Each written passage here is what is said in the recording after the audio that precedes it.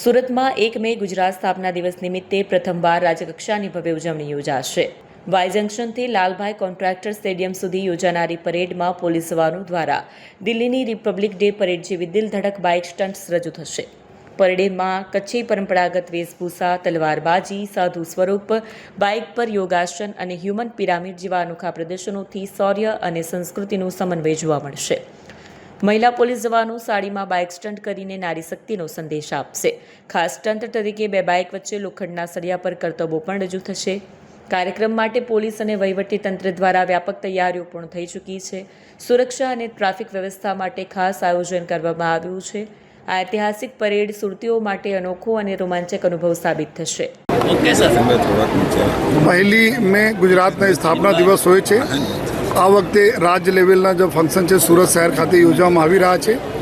એના જ ભાગરૂપે આજથી 29 એપ્રિલથી લઈને 1 મે તક સવારે 10:30 વાગ્યાથી લઈને રાત્રે 10:30 વાગ્યા તક ઇન્ડોર સ્ટેડિયમ અઠવા ખાતે એક ગુજરાત પોલીસ દ્વારા આપણે ગુજરાતના સુરક્ષા અને ગુજરાતના પ્રજાજનોની સુરક્ષા માટે લેવાતા ઉપયોગમાં લેવાતા તમામ એવા ઇક્વિપમેન્ટ્સ, હથિયારના ખૂબ સરસ અહીંયા પ્રદર્શની રાખવામાં આવેલી છે। જો આ 3 દિવસની પ્રદર્શની છે તો મારી એક રિક્વેસ્ટ છે બધા સુરતના નગરજનો છે કે આપ આપના સપરિવાર અહીંયા પધારો, બાળકોને લઈને આવો અને આ બધા પ્રદર્શનીના જો લાભ લો। જોઈએ માનનીય મુખ્યમંત્રી શ્રી, માનનીય ડિપ્ટી સીએમ સાહેબને બી એક એવા અપીલ છે જોઈએ કે અમારા વધુમાં વધુ લોકો આવે અને આ જાણે કે એની સુરક્ષા માટે જો એના પોલીસ બળ જો તૈનાત છે એના કઈ પ્રકારના ઇક્વિપમેન્ટ્સ હોય છે।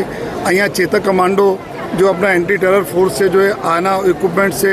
અહીંયા મરીન ટાસ્ક ફોર્સ જો 1600 કિલોમીટર તો વધુ આપણા દરિયાકાંઠા છે, અમારી કોસ્ટ લાઇન છે, એની સુરક્ષા માટે મરીન ટાસ્ક ફોર્સના જો વેપન્સ છે।